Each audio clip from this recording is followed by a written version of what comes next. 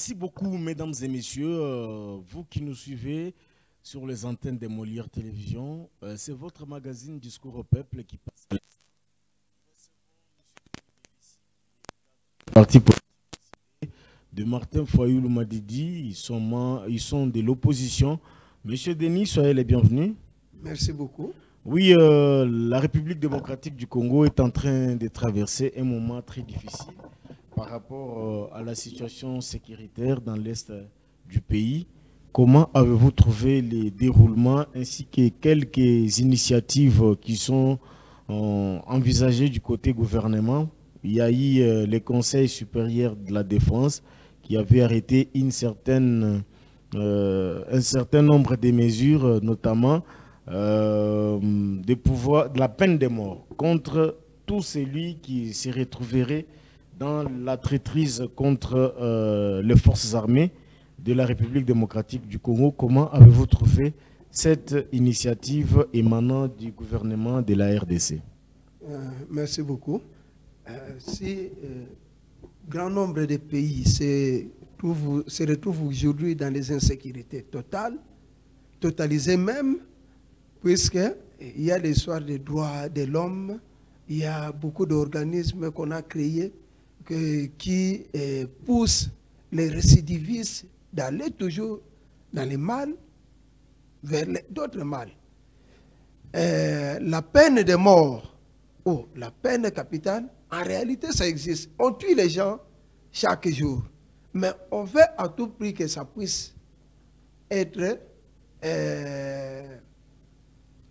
visible, que ça soit au niveau de la population et que chaque personne sache déjà que moindre erreur de rébellion, moindre erreur d'assassinat, on va aussi les tuer. Vous voyez, dans le monde arabe là-bas, il y a quand même de l'ordre sur certains problèmes, puisque les gens craignent aussi, puisqu'on va les tuer en public. Et quand vous êtes venu ici, on a essayé de tuer quelques malfaiteurs, quelques bandits. Cela avait résolu quand même les problèmes. Je crois que c'est une bonne décision, mais on ne peut pas tuer tout le monde. On doit savoir d'abord l'intention à laquelle qui a poussé la personne à faire, par exemple, la rébellion ou à faire des troubles. On va les juger d'abord. C'est après le jugement qu'on peut tuer cette personne-là. Puisqu'il arrive aussi à plusieurs fois dans nos pays, le pouvoir en place pousse les gens d'aller faire la rébellion aussi. Suite à leur dictature, l'autocratie, chasse à l'homme, et ça pousse d'autres personnes aussi d'aller à la rébellion. On ne peut pas proposer la peine de mort rien que aux rebelles qui font la rébellion là-bas, même à nos présidents aussi, qui font des mal aussi, qui tuent aussi les gens.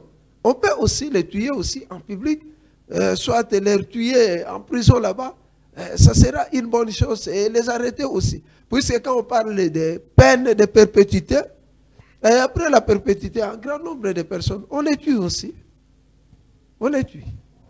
Alors, aujourd'hui, la ville de Goma est presque menacée. Des bombes qui tombent à chaque jour du côté de M23.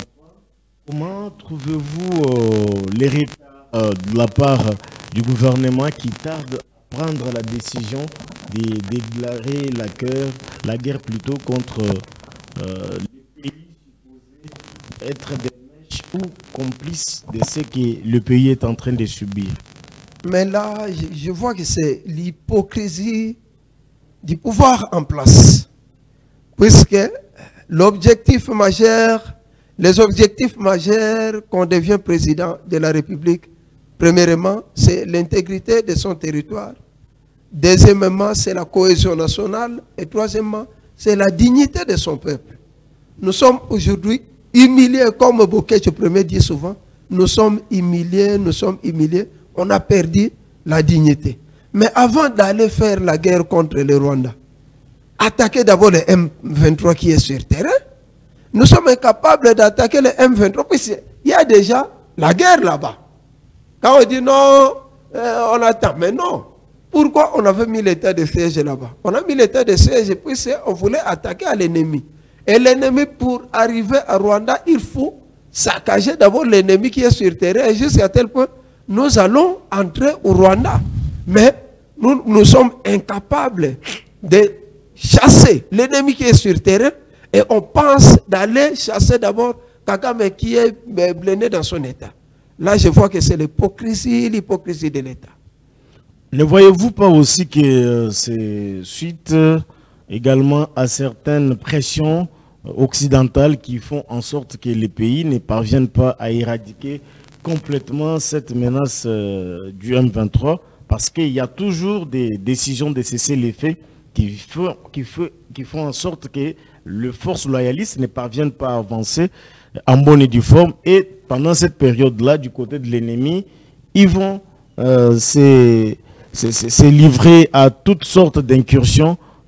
Voilà la raison qui fait que le pays est débordé par crainte d'être sanctionné par la communauté internationale qui chaque fois exige toujours de cesser les faits au gouvernement.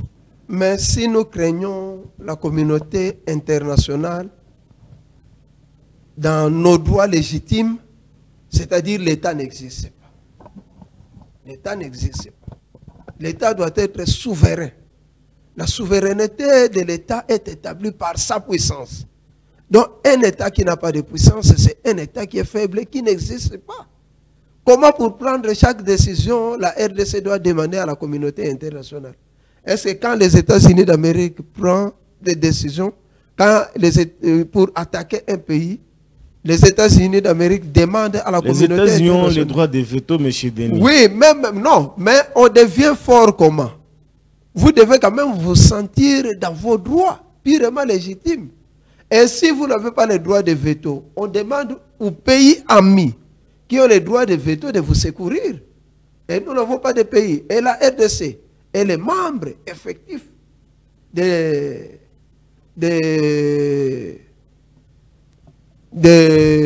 Nations Unies. Des Nations Unies. Nous sommes les membres effectifs. Nous contribuons. En personne, s'il y a des guerres quelque part, nous envoyons aussi nos armées. Mais maintenant, chez nous ici, on nous avait envoyé la MONUSCO, mais avec les objectifs bien déterminés. Mais lorsqu'on vous attaque, si on vous attaque et vous connaissez déjà l'ennemi, là on ne sollicite pas. Et quand nous aussi, nous attaquons aussi notre ennemi, et à ce moment-là, l'ONU viendra nous départager. Et comment l'ONU viendra nous départager tant que nous sommes en train de nous plénifier partout? Là, ça ne tient pas debout. Nous sommes un État. Nous avons une armée.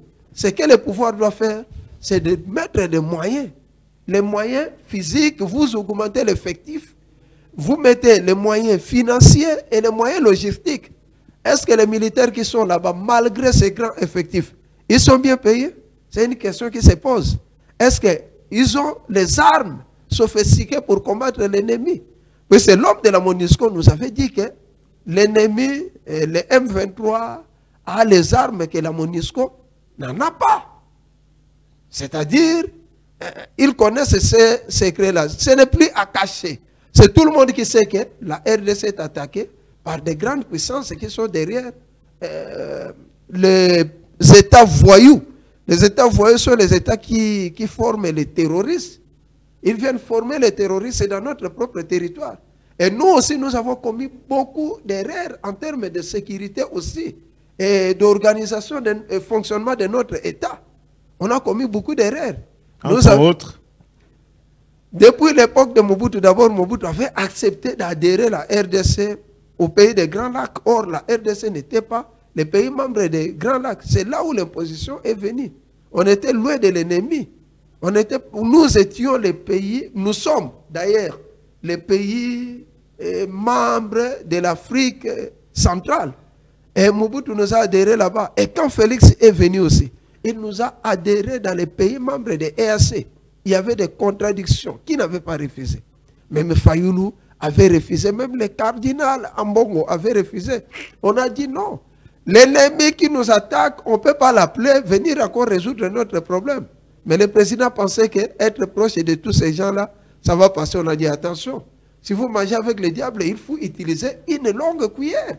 Mais il a utilisé une courte cuillère et voyez maintenant les conséquences. C'est la RDC qui est en train de subir. Et l'autre fois, il a accepté même d'ouvrir le couloir aux militaires ougandais d'entrer dans les territoires congolais. Et où sont partis ces militaires ougandais qui étaient venus sous prétexte d'attaquer les ADF? Ils sont disparus et ils sont maintenant dans les M23.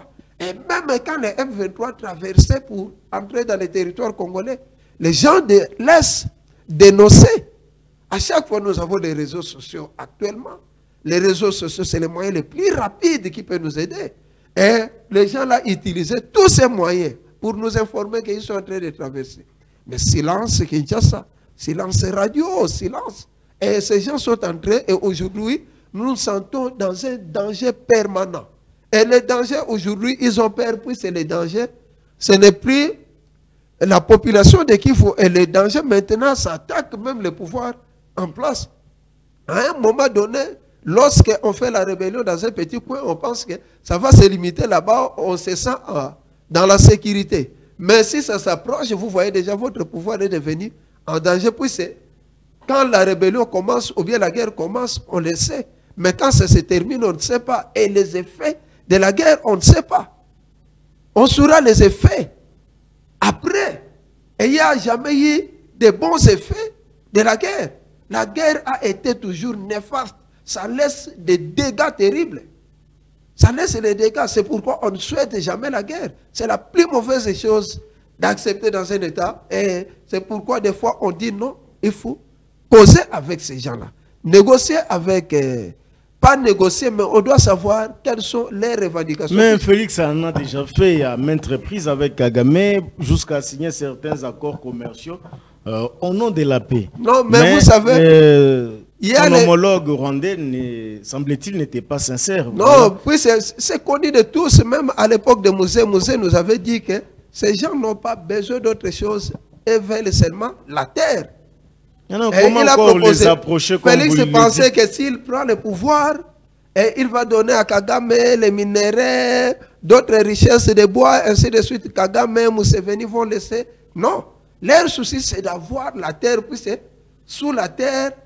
Le sous-sol là est très très riche et il y a aussi le pétrole là-bas, des gaz méthane. S'ils occupent cet espace-là, ils vont construire leur pays, ils auront un bon environnement. C'est ça qu'ils sont en train d'attendre. Donc penser qu'ils viennent pour les minéraux, là je doute fort. Puisqu'aujourd'hui ils ne se donnent même pas à ces minéraux, ils ont orienté leur façon de travailler autrement. Ils sont maintenant dans l'aviation, ils sont maintenant dans beaucoup de choses, les hôpitaux, ainsi de suite. Commerce, les minéraux ne se donnent plus les Rwandais. Mais ils cherchent à tout prix à avoir la terre. Oui, c'est tous les petits pays qui cherchent à devenir grands. Et les grands pays cherchent à se développer, sauf la RDC. Parmi tous les grands pays du monde, vous prenez la Russie, vous prenez les États-Unis, vous prenez le Brésil, vous prenez la Chine, même Algérie ici. Les pays se développent, sauf la RDC, qui est le plus grand pays potentiellement riche, mais malheureusement, du point de vue économique, le Congo, c'est un pays prodigue. Donc, le gouvernement, les membres du gouvernement dilapident notre propre argent et la richesse. On ne sait pas signer des contrats et on ne sait pas faire avancer ce pays. On parle toujours, nous sommes riches, c'est le paradis, mais la vie humaine qui est sacrée n'est pas sacrée pour le peuple congolais. C'est la souffrance, c'est la misère. Vous voyez le surpeuplement dans des villes, on ne sait plus maîtriser. L'insécurité totale à Kinshasa. Et même à Kinshasa, là, on ne maîtrise pas la situation. Est-ce que c'est au Rwanda? Je ne crois pas. Kinshasa, c'est la capitale, là où il y a beaucoup de militaires et de policiers, et toutes les institutions sont sur place, mais il y a le Kuluna qui attaque. Il y a des quartiers qui se vident, puis il y a des Kuluna. On coupe les têtes des gens. Donc, nous sommes à un danger permanent que nous-mêmes, nous ne parvenons pas à maîtriser. La solution à ces problèmes, je crois, cette fois-ci, ce n'est plus le président qui va négocier. Lorsqu'il dit qu'il va demander à pour 2 chambres pour résoudre ces problèmes. Non, que ce soit une motion venant d'un député et le Parlement va déléguer une commission qui va causer avec les M23. La commission part aussi à Rwanda, au Rwanda, part aussi à Ouganda, Kenya, tous ces pays-là ont créé des commissions. C'est les résultats de ces commissions-là qui vont résoudre ces problèmes. Puisque nous avons, pendant longtemps, on n'avait qu'un seul ministre des Affaires étrangères qui avait vraiment de l'élégance des ministres des Affaires étrangères, c'était Ngonz Karlibon. Si on pouvait avoir un ministre des Affaires étrangères de cette trempe-là, ça pouvait marcher. Et on prend la coopération régionale, ce n'est pas mauvais de nommer Mbouissa Nyamwisi ministre. Mais Mbouissa Nyamwisi était belligérant et rebelle à son temps, mais on l'avait récupéré par 1+3 et il s'est repenti de devenir congolais comme il faut, mais lui donner encore le ministère de la coopération régionale, là ça ne pouvait pas passer, puisque toutes ces rébellions avaient ses alliés, les pays qui nous agressent aujourd'hui. Les MLC étaient alliés à Ouganda, c'est Ouganda qui finançait cette rébellion. Et quand on donne à Jean-Pierre Bemba, le ministère de la Défense, c'est bien fait par sa carrure et posture, mais il y a aussi des vices là-bas, rédhibitoires, qu'on doit voir pourquoi est-ce que Jean-Pierre Bemba, devant Museveni, il va se comporter comment. C'est là où il y a des problèmes aussi. Et Bemba aussi avait les antécédents avec Kabila, puisqu'ils avaient fait aussi des dégâts terribles. Et jusqu'à présent, c'est resté, on ne sait pas trancher ces problèmes de Kinshasa. Lui confier ce ministère, pour moi, c'est bien, mais je doute aussi, mais il fallait lui laisser aussi le temps de se reposer dans un ministère qu'il pouvait être en contact discrétionnel avec les chefs de l'État. C'est un grand monsieur qu'on pouvait mettre là-bas. Il donne les idées au chef de l'État pour qu'il n'ait pas de limites, mais lorsqu'il est devenu apparent dans ce ministère et résoudre tous ces problèmes, je vous assure, psychologiquement, c'est difficile pour lui. Oui, c'est difficile pour lui. Entre-temps, beaucoup de Congolais estiment que les partenaires occidentaux ne sont pas sincères. C'est le cas des États-Unis d'Amérique. Vous avez vu hier ainsi qu'avant-hier combien les Kinois étaient descendus dans la rue pour exprimer leur ras-le-bol devant l'ambassade des États-Unis d'Amérique dans la capitale. Comment vous avez trouvé? Est-ce réellement les États-Unis sont-ils aussi impliqués dans cette hémorragie sécuritaire dans l'est du pays? Oui, la population a bien fait, mais le problème qui se pose, est-ce que le gouvernement est d'accord avec la population? Point d'interrogation. Puisqu'il y a les secrets d'État. Mais si le gouvernement n'était pas d'accord avec la population, on allait voir un dispositif sécuritaire déployé pour empêcher cette manifestation, M. Deli. Non, mais le gouvernement doit faire aussi une déclaration. On ne peut pas être un ministre de communication pour s'attaquer seulement à son propre peuple. On doit faire des communications par rapport à ces problèmes et dire des vérités. Vous savez qu'au Congo, on ne dit pas la vérité. Il y a la guerre, mais au Congo, on dit qu'il n'y a pas la guerre. On tue les gens, mais au Congo, on dit non, c'est quelques personnes qu'on a tuées là-bas. Mais non, mais quelques personnes, ce sont les gens qu'on a tués.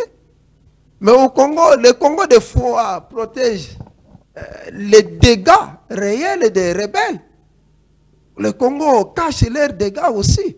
Au lieu de nous dire que nous sommes attaqués, on nous tue là-bas, prenons-nous en charge, mais on se cache derrière toutes ces puissances-là. Mais la puissance, vous allez devenir une grande puissance comment? On devient une grande puissance lorsqu'on lance les défis à une grande puissance. Vous voyez aujourd'hui, le monde entier parle de quel pays? Le Vietnam, face aux États-Unis d'Amérique. Et qui vous a dit que si on fait la guerre, aujourd'hui les États-Unis d'Amérique seront nécessairement derrière le Rwanda? Non, mais il y a les gens qui réfléchissent aussi là-bas. On doit aussi les diviser et créons aussi la politique de les diviser. Et certaines personnes puissent croire à nous. Nous n'avons pas cette politique-là. Il faut diviser les pays qui ont les droits de veto. Et aujourd'hui, ils se bousculent à cause de nos richesses ici. La Chine est venue avec des milliards et des milliards de dollars ici. Et ça ne peut pas partir comme ça. Et la Chine ne peut pas accepter que la guerre s'installe totalement en RDC. Et sollicitons l'appui des Chinois. Sollicitons l'appui. La France a perdu ses colonies là-bas. On ne peut pas dire que non, on peut toujours les isoler, puis c'est de l'autre côté, on les a isolés. Et ce sont nos amis, nos alliés du passé qui nous avaient aidés pendant la guerre du Katanga. Ici, c'était la France et le Maroc. Et on peut aussi appeler la France. Si on voit que les États-Unis et l'Angleterre, l'Allemagne sont vraiment totalement avec le Rwanda, nous devons diviser tous ces pays qui ont les droits de veto et à ce moment, ils vont discuter entre eux et résoudre ces problèmes de la RDC. Et vous, comment trouvez-vous jusqu'ici l'effort consenti par Kinshasa pour terminer cette guerre? Il y a une logistique militaire qui a été renforcée, des coopérations en coopération. Tout dernièrement, c'est avec la SADC qui a également déployé les contingents. Comment trouvez-vous aussi ces efforts du pouvoir de Kinshasa? Oui, j'ai pitié du président Félix Tshisekedi. Avoir pitié de lui, cela ne veut pas dire qu'il manque la carrure, il manque les soucis. J'ai pitié de lui puisqu'il a les soucis de faire cette histoire, mais il n'arrive pas à le faire. C'est-à-dire, il n'est pas entouré de gens qui sont capables de réaliser son rêve. Il doit revoir un peu son entourage, puisqu'il a échoué d'abord avec cet entourage, mais apparemment il veut continuer avec le même entourage qu'il a fait échouer sur le plan économique et le plan sécuritaire. La RDC a tenté avec la MONUSCO, qui est le plus grand contingent, ça n'a pas tenu. La RDC est allée prendre leurs propres ennemis pour résoudre les problèmes qui se trouvent dans son territoire, ça n'a pas tenu. La RDC part encore chez les pays de la SADC. Oui, la SADC. Je suis d'accord avec la SADC sur les points économiques, mais pour résoudre ces problèmes de la guerre, je ne vois pas la SADC résoudre ces problèmes. Et si la SADC était motivée du temps de Mouzé, bien que les relations continuent toujours entre les États et les organismes, du temps de Mouzé, Mouzé était d'abord ami de tous ces pays de la SADC. Il vivait en Tanzanie, vivait en Zimbabwe. C'est là où il faisait ses affaires et il était déjà l'ami des présidents. Mais Félix, quand il est accédé au pouvoir, il n'était pas ami des présidents, même pas, il n'avait pas de grands circuits, puisque les amis de son papa étaient déjà morts. C'était de François Mitterrand, tous ces gens-là, et la CIA américaine avait changé l'équipe. Et Félix s'est retrouvé en isolement de manque de connaissances. Manque de connaissances, là, il faut chercher des relations, bien que c'est établi aussi. On dit, nous sommes en relation avec tel pays, on est en relation avec tel pays, ça reste. Mais ce sont des relations des intérêts. Et le pays de la SADC, pendant le temps, vous voyez, Joseph Kabila était plus proche des pays de la SADC. Là où il est grandi, tout ça, et juste aujourd'hui, il est vraiment totalement proche des pays de la SADC. C'est une relation lointaine et organisée, et ça continue. Pour Félix, c'est une nouvelle relation. Mais ce sont des relations entre États et organismes. Félix appelle les pays de la SADC. Mais je ne vois pas les pays de la SADC résoudre ces problèmes, puisque les pays de la SADC ont aussi des relations avec Rwanda, Ouganda, Burundi, et Kagame est bien blindé. En termes de langue, Kagame parle anglais, Félix ne parle pas anglais. Kagame est déjà en communion fraternelle avec tous ces pays, Afrique du Sud, tous ces pays. Non, avec l'Afrique du Sud, il n'y a pas de bonnes relations, surtout que l'Afrique du Sud héberge l'un des plus opposants farouches à Kagame. Il y a d'autres relations, vous allez penser que les États sont en conflit, mais en réalité, ils ne sont pas en conflit. Puisque Kagame est formé comme étant le gendarme de l'Afrique. En termes de sécurité, l'Afrique du Sud peut utiliser Kagame stratégiquement sous coulisses. Nous voyons aujourd'hui en République centrafricaine, le Rwanda est ensemble avec la Russie. Mais la Russie n'est pas avec les États-Unis d'Amérique. Mais là-bas, les Rwandais sont avec la Russie. Ils communient ensemble. Voyez-vous, nous sommes en relation avec Donc le Congo. là, si la RDC faisait recours à la Russie, ça serait une peine perdue? Vous voulez dire ça? Il faut voir maintenant des relations de Kagame avec la Russie, puisque les missions que la Russie confie au Rwanda, les Rwandais sûrement les font. Les Rwandais les font, puisque la plus grande mission qu'on aime pour un État, c'est d'aller faire les opérations militaires. Et les Rwandais, on les envoie partout, comme du temps de Mobutu. Les États-Unis d'Amérique nous utilisaient, puisqu'on avait une bonne armée. Partout, il y avait des problèmes. On prenait, et d'ailleurs, pour certaines décisions, même la guerre de Koweït, c'est Mobutu qui avait signé en tant que membre permanent de la sécurité de l'ONU. C'était comme ça. Et aujourd'hui, le problème qui se pose, c'est les relations des intérêts là, entre États. Est-ce que les intérêts des pays de la SADC par rapport à RDC et le Rwanda, on ne voit pas seulement le Rwanda, mais on voit encore les grandes puissances qui sont derrière le Rwanda qui sifflent les matchs. Les arbitres là. Vous prenez les États-Unis, vous prenez l'Angleterre, vous prenez l'Allemagne, vous prenez Israël, tous ces pays-là. Est-ce que la RDC sont mieux écoutées par rapport à ces pays-là comparativement aux pays de la SADC? Je ne crois pas. Ils sont venus et ils font rire. Il y a une période où on pensait que l'Angola va nous sauver. Oh non, l'Angola a envoyé ses militaires. Mais jusqu'à présent, pas de solution. Qu'est-ce qu'on sait? On fait. Qu'est-ce qu'on veut faire? On cherche à créer toujours une zone tampon là-bas et créer un État comme on avait fait la Belgique, comme on avait fait la Chypre. C'était après des guerres, dans un coin, l'espace là bien déterminé entre les grandes puissances. Et maintenant, c'était devenu la création des États. Ne voyez-vous pas que si cette crise aussi persiste, c'est par rapport également aux attitudes de certains Congolais comme celles que vous affichez ici, des très méfiants envers les... Nous, de notre côté, chaque fois, s'il y a des problèmes, on demande toujours le dialogue. On doit causer. Savoir c'est quoi au juste, puis c'est dans les dialogues, on va changer les idées. Mais eux pensent que si on fait le dialogue, on va prendre le pouvoir. Non. Moi, personnellement, même l'histoire de réviser la Constitution, je suis d'accord qu'on puisse réviser cette Constitution, puisqu'il y a beaucoup de points dans la Constitution qui ne marchent pas. Et d'ailleurs, le Congo n'a pas la forme d'État. Beaucoup de juristes ne maîtrisent pas cette histoire.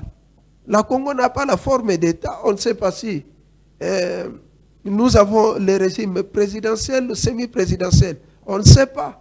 Mais dans les réactions, quand on dit, souvent on dit nous avons le régime semi-présidentiel. Mais la façon que le président agit, la façon que le gouvernement agit, on voit que c'est le régime présidentiel. Il faut donner carrément cette forme-là, que ça devient un régime présidentiel. Et le mandat des chefs de l'État, quant à moi, à plusieurs fois, j'ai réfléchi, j'ai dit, c'est le deuxième mandat qui pose des problèmes, qui nous amène des guerres, qui nous amène des conflits. Et on reste seulement à un seul mandat, 7 ans et demi, ça suffit. On considère que les 2 ans, c'est pour la préparation et la maîtrise du cabinet, du chef de l'État. Et les 5 ans, c'est votre mandat. Vous partez, une autre personne vous remplace. Et le choix du Premier ministre, même on dit que c'est la majorité parlementaire, on désigne là-bas, on a nommé d'ailleurs un informateur qui est Kabouya. Vous avez anticipé ma question de la fin. Ah, nos Kabouya qui a été nommé le secrétaire général de l'UDPS comme informateur. On vient de le nommer. Et maintenant, Kabouya, lui, il va faire le constat. Mais le Premier ministre, c'est le président lui-même qui fait son choix. Tous les premiers ministres qui sont passés depuis 2006 ne sont pas venus de majorité parlementaire. Vous prenez Bruno Tshibala, il est venu de quelle majorité parlementaire? Sami Badibanga. Donc il y a toujours les arrangements et le président négocie. Tshibala, c'était après les dialogues de la Saint-Sylvestre. Oui, mais non, ce n'était pas, est-ce que c'est IDPS qu'il avait envoyé? Non. C'était un arrangement entre le président et d'autres personnes. C'était comme ça. Donc tous les premiers ministres qui sont passés en RDC, c'est sur base des arrangements. Même celui qui viendra ici, le président lui-même va choisir. Et à mon avis, monsieur le président, je vous propose aussi en tant que Congolais digne, si je peux vous donner 5 noms, et à vous maintenant de choisir parmi les personnes. Je prends premièrement Martin Fayulu m'a dit, vu son profil, perspective, et les problèmes du Congo aujourd'hui, ça demande quelqu'un de trop sérieux, qui est honnête, courageux. Est-ce qu'il va accepter Fayulu d'être Premier ministre? Nous allons les demander par tous les moyens pour aider ce pays, puisque le pays est en danger. Fayulu va accepter aider ce pays, vu sa spiritualité. Et d'ailleurs, Fayulu et Félix, s'ils composaient un duo, ça sera un bon duo, puisque ce sont les gens qui sont venus d'une même église. Et Corneille Inanga aussi était dans leur église. Et dans cette occasion-là, je crois que Fayulu va se battre pour voir Corneille Inanga causer autour de la parole de Dieu, ensemble avec Félix, et les ramener dans son état normal, puisque le pays est en danger. Prenez Martin Fayulu. Il va vous aider davantage.